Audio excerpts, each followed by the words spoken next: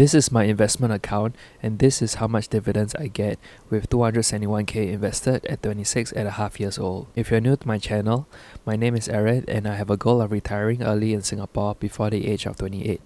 However, I've devised a new plan and I'll share it with you guys after the portfolio update. So let's dive into it.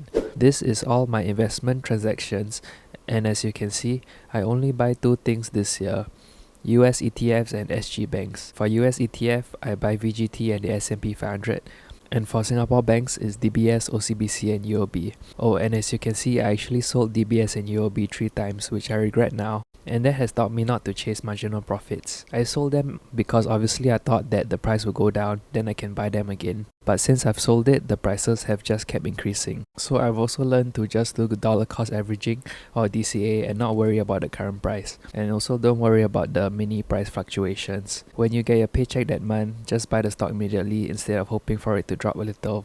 Now, besides the transactions page, this is the overview of my investment portfolio so far. It's a pretty simple one. I don't like huge complicated Excel sheets with really fancy charts and colors. So this is the bare minimum of number of columns that I need. So this is the number of stocks I have, average price of the stock, the total I paid for the stock, the dividends per unit last year or the most updated numbers, and of course the dividends itself. And the most important number is at the bottom. The dividends I get a year, divided by 12, that's the dividends a month. So I'm getting $993 a month of dividends now, almost $1,000 a month as dividends. On the right here are the ex-dividend dates, which as you can see is a work in progress. Ex-dividend date is important because that's the last date to buy the stock if you want a dividend from it.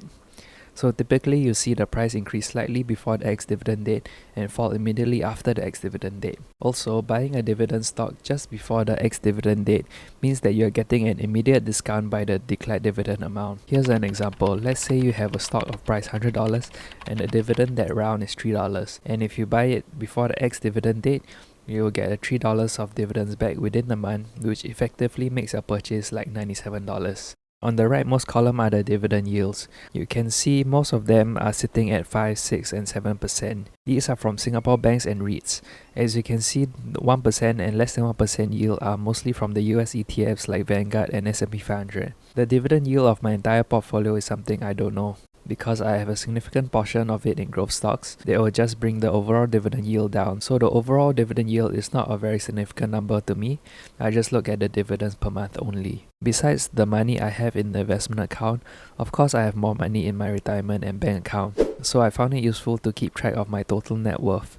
As you can see, I only started keeping track of it since February this year. So this is how much I've invested. This is the money sitting in the investment account not yet invested. This is the total money in CPF, so that is all the 3 CPF accounts combined. This is the SRS invested and uninvested, and this is the post-secondary education account. I cannot touch this money at all, and if I'm not wrong, the money in this account will go into my CPF OA when I'm 30 years old. And it also compounds at whatever rate OA is at that year, so 2.5 as well. Lastly, this is how much I have in my bank account. Yes, only $200 now. And all of that sums up to the last column, which is my net worth. I also put plus 8609 here because that's how much is expecting to grow each month.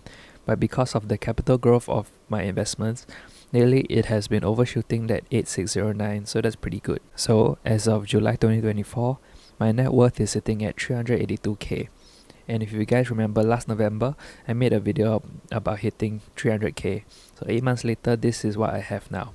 So it's likely that I'm able to hit 400k when I'm still 26 years old. Nice to know, but not really important to me. Now there has been a huge change in my retirement plan. I'm going to leave my current company in August as my contract will be ending. I'm also gonna get a contract completion bonus. I don't know how much it is, but hearsay is half a month. And also I'm probably able to encash my unused leave, so it's a few extra bucks there. So right now I'm pretty nervous and excited, even though I don't have another job lined up yet. By the way, have you guys heard of the 31-year-old retiree Ashish Kumar?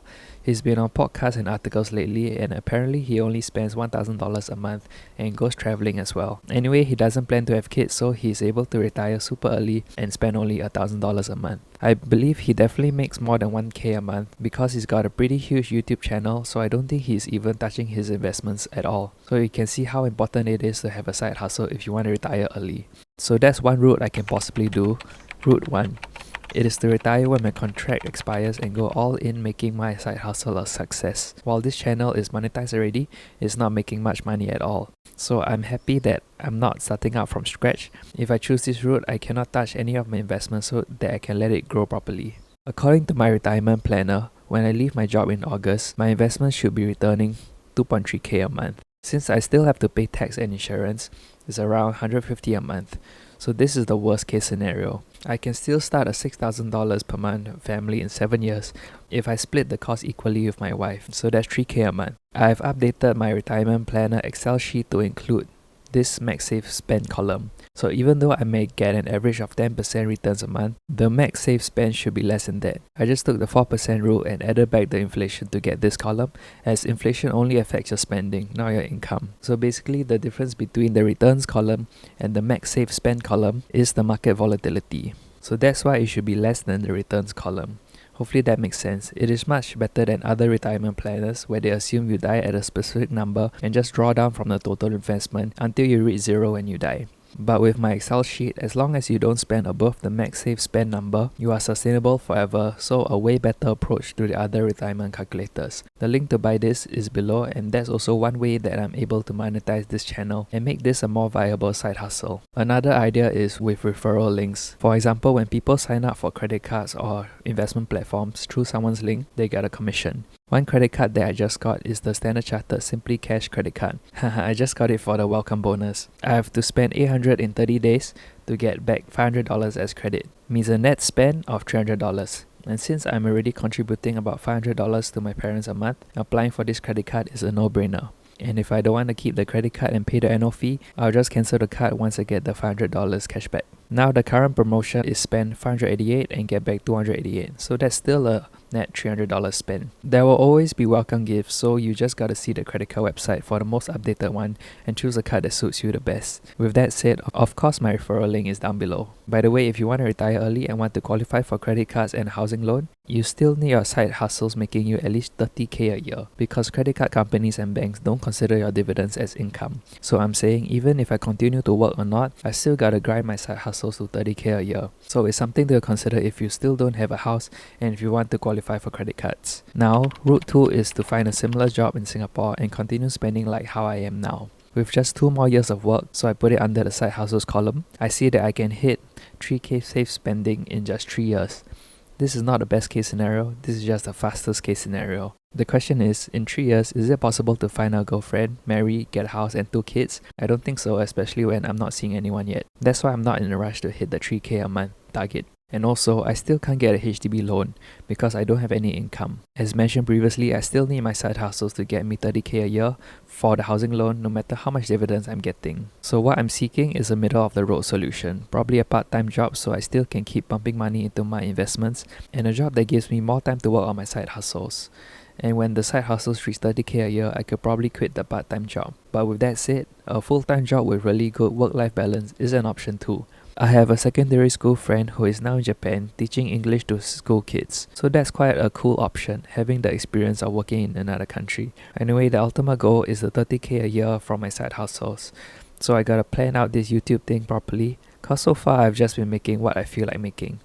I think when I start seeing 4 figures of income from YouTube, then I'll probably decide to go all in and focus only on YouTube. I'm excited about the future and I'll keep you guys posted on the route I choose. For now, I'm still applying for jobs. Subscribe if you're interested and don't forget to check out my retirement planner below.